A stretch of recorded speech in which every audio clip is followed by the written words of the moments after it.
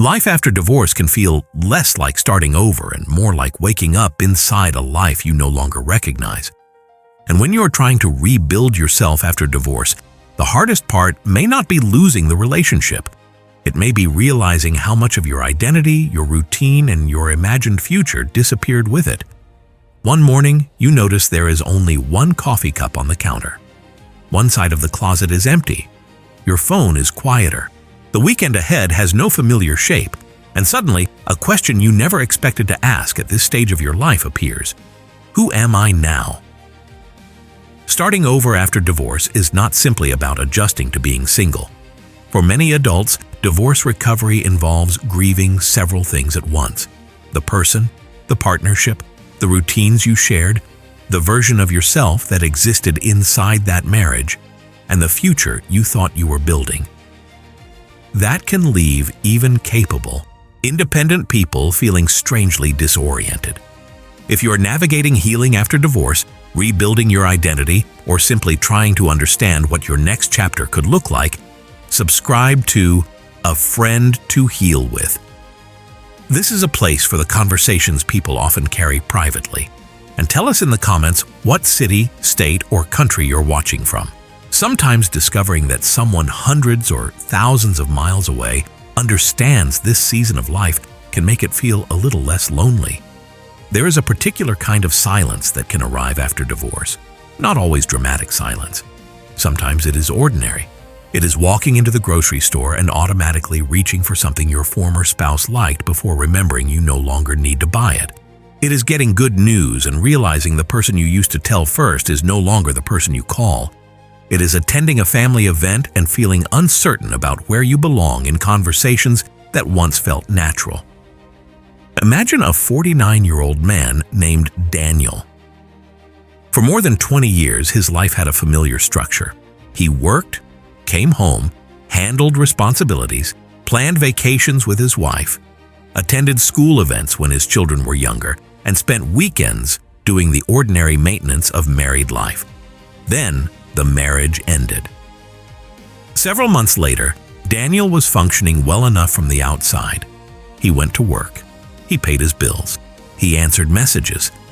But Saturday mornings felt almost unbearable. Not because anything terrible happened on Saturday morning, because nothing happened. There was no shared plan, no conversation about errands, no familiar rhythm. He would stand in his kitchen and feel something he could barely describe. He wasn't only missing his marriage, he was missing the person he knew how to be inside that marriage. This is one reason life after divorce can feel so destabilizing, especially after 35, 40, 50, or beyond. By this point, relationships are often connected to many other parts of life: friendships, finances, family traditions, parenting roles, holidays, social circles, your home, and your expectations about growing older. When the relationship changes, several pieces of your identity can shift with it. And that can create a strange contradiction. You may have wanted the divorce and still grieve. You may know the relationship was unhealthy for you and still miss parts of it. You may feel relieved and lonely in the same week. You may feel angry one morning and nostalgic that evening. These feelings do not have to cancel each other out. Grief is rarely tidy, and divorce grief is not limited to missing another person. Sometimes you are grieving the home you thought you would grow old in, the holidays you assumed would continue, the shared friends you thought would always be there, the financial security you expected, the idea that this chapter of your life was already settled. So if you've been asking yourself, why am I still struggling when I know the marriage needed to end? There may be a more useful question. What exactly did the divorce take away besides the relationship? Because once you understand what was actually lost, you can begin to understand what needs to be rebuilt.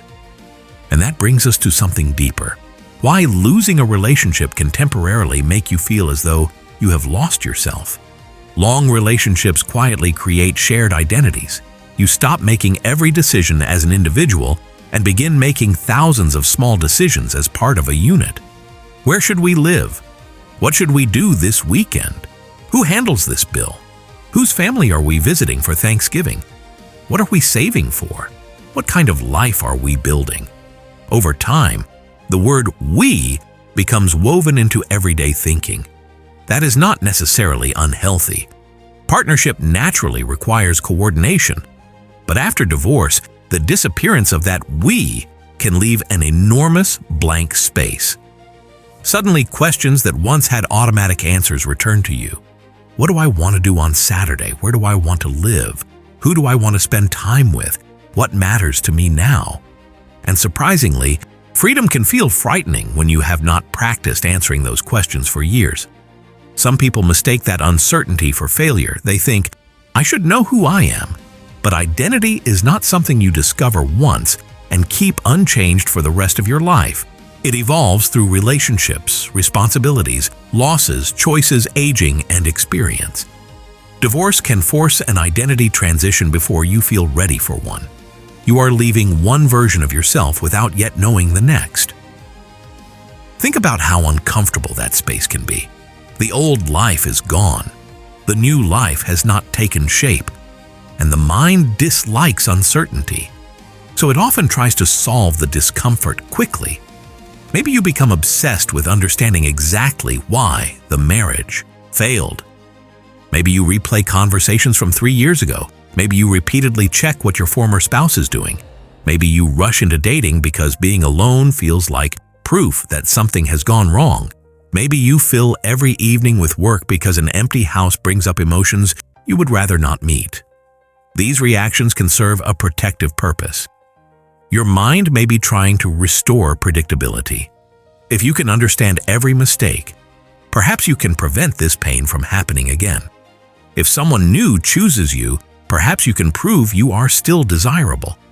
If you remain constantly busy, perhaps you will not have to feel how much your life has changed. But protection and healing are not always the same thing. Sometimes what helps you avoid pain today keeps you connected to it tomorrow. And that is the hidden pattern many people encounter during divorce recovery. After divorce, there is often pressure to demonstrate that you are doing well. Friends may say, "You need to get back out there." Family members may encourage you to enjoy your freedom. Social media may show people announcing new relationships, new homes, new bodies, new adventures, and dramatic reinventions after divorce. So you may begin measuring your recovery against someone else's visible life, and that can create another layer of pain. You start thinking, why am I not over this yet? Why haven't I started dating? Why am I still angry? Why does my ex seem happier than I am? Why does rebuilding my life feel so much harder than everyone makes it look? This is where rumination can take hold. Rumination is when the mind repeatedly circles the same painful questions without reaching a useful resolution. You replay the final argument, then the argument before that, then something that happened 8 years ago. You imagine what you should have said. You imagine what your former spouse might be thinking. You construct alternate versions of the past. If I had done this differently, if they had changed, if we had gotten help sooner. Some reflection is useful. It can help you learn.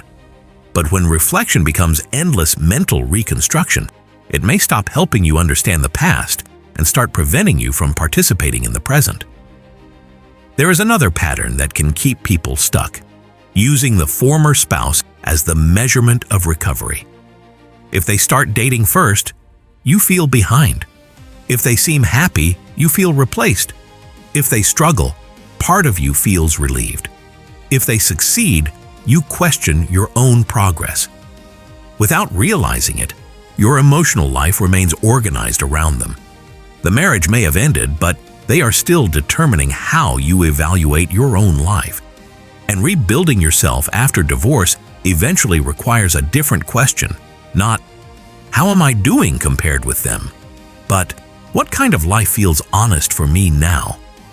If this part of the conversation describes something you have been living quietly, consider subscribing to A Friend to Heal With, or share this video with someone who is trying to find themselves again after a separation. Divorce can be deeply isolating, and sometimes hearing your experience described accurately can be the beginning of understanding it differently. And there is something important to remember here. You do not need to shame yourself for the ways you tried to survive the ending of your marriage. Maybe you distracted yourself. Maybe you withdrew. Maybe you stayed angry because anger felt safer than sadness. Maybe you tried too hard to appear unaffected. Those responses may have helped you function during a painful transition. The question now is simply whether they are still helping you build the life you want. Because healing after divorce does not begin when you erase the past. It often begins when you stop organizing your future around it. So what does that actually look like in daily life? When people imagine starting over after divorce, they often picture major changes: move to another city, change careers, transform your appearance, start dating, travel somewhere new, build a completely different life. Some of those changes may eventually be right for you, but when everything feels lost, large decisions can sometimes create more pressure than clarity. A more sustainable beginning is often much smaller. Start by rebuilding authorship over your ordinary life. That means intentionally making choices that remind you, this is my life now, and I am allowed to shape it. Begin with one part of your week. Perhaps Sunday evenings used to belong to a shared routine that now leaves you feeling lonely. Instead of simply enduring those hours, decide what you want them to become. Maybe you cook something you actually enjoy instead of eating whatever is easiest. Maybe you call one person you've lost touch with. Maybe you take a long walk without using the entire walk to replay the divorce. Maybe you join a class, volunteer somewhere, visit a bookstore, or create a ritual at home that belongs entirely to this chapter of your life. The activity itself matters less than the message underneath it. You are practicing making decisions without needing the old relationship to give your life structure. Another useful step is separating loss from identity. Instead of saying, "My life fell apart," try becoming more specific. "My marriage ended. My financial situation changed. My social circle became smaller. I miss having someone beside me at night. I am uncertain about my future." Specific pain is easier to respond to than a global conclusion about your entire existence. If loneliness after divorce is the problem, rebuilding social connection may help. If financial fear is the problem, practical planning may help restore some sense of control. If you are grieving companionship, allowing that grief to exist without immediately replacing the relationship may be important. If you no longer know what you enjoy, experimentation becomes part of rebuilding your identity. You can also begin asking value-based questions, not "What should someone my age be doing?" but "What matters to me now?" Maybe security mattered most at 32. At 47, perhaps honesty matters more. Maybe achievement once defined success.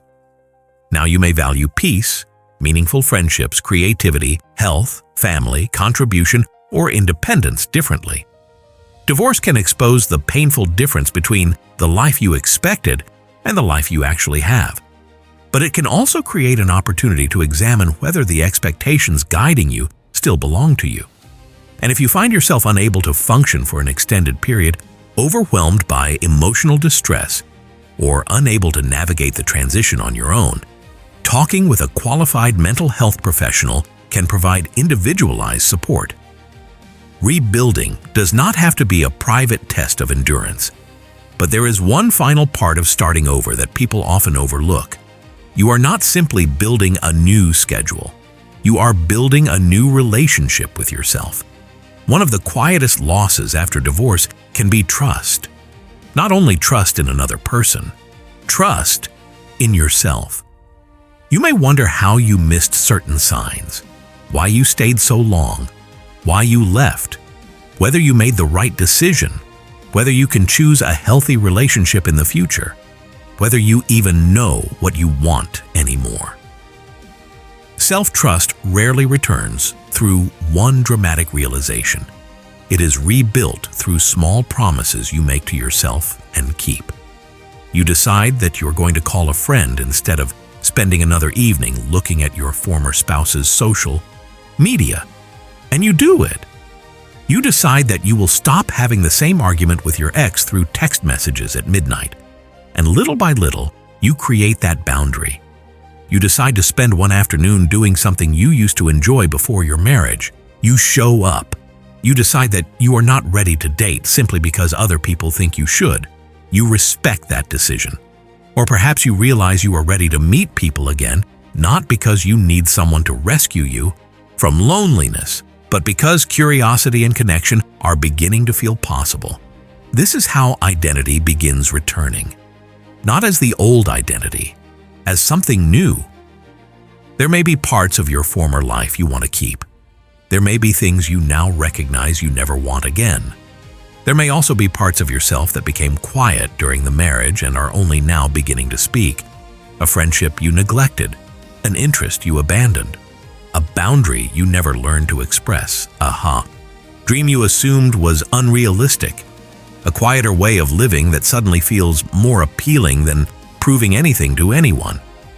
Rebuilding your life after divorce does not require turning the ending into something wonderful.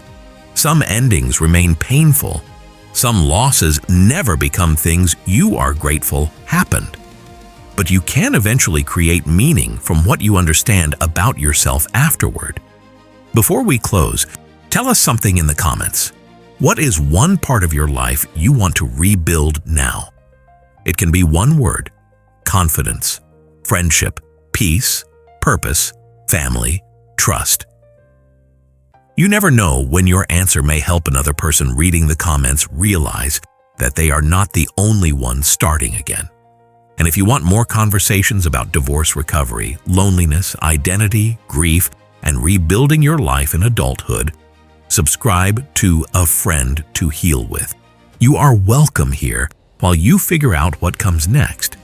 Because perhaps the goal after divorce is not to recover the person you were before the marriage ended. Perhaps the real work is learning who you are when the future is yours to write again. There may still be evenings when the house feels too quiet. There may still be anniversaries that catch you off guard. There may be photographs you cannot look at yet, places you avoid for a while, or questions that never receive the perfect answer. Healing after divorce does not mean those moments disappear on command. It means they slowly stop defining the entire landscape of your life. One day, you may notice that you went several hours without thinking about what happened. Later, perhaps an entire afternoon. You may laugh without immediately feeling guilty for laughing. You may make a decision without wondering what your former spouse would think. You may create a new tradition without comparing it to the old one. And gradually, the life that once felt unfamiliar begins to feel like yours. Not because you forgot what you lost, because you learned that loss and possibility can exist in the same life. Starting over after divorce is rarely one courageous leap into a completely new future. More often, it is a collection of small moments in which you begin choosing yourself again. A meal you prepare, a boundary you keep, a friendship you restore, a quiet evening you survive. A decision you make because it reflects who you are now. You do not need to know exactly what the rest of your life will look like. You only need enough self-trust to take the next honest step. The chapter you expected may have ended, but your capacity to create meaning, connection, and a life that feels like your own did not end with it. Take care of yourself. And whatever starting over looks like for you, remember, you do not have to figure it all out alone.